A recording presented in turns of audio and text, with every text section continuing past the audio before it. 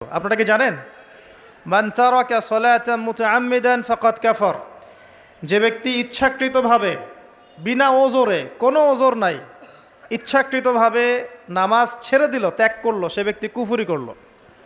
এখন আপনি বলেন কুফরি যে ব্যক্তি করে সে কি হয়? যদি আমরা ধরেও নেই যে সে মন থেকে নামাজ অস্বীকার করে না, অলসতা বশত পড়ে নাই, তারপরেও তো কাজটা ফাঁসেকি, তাই নয় কি?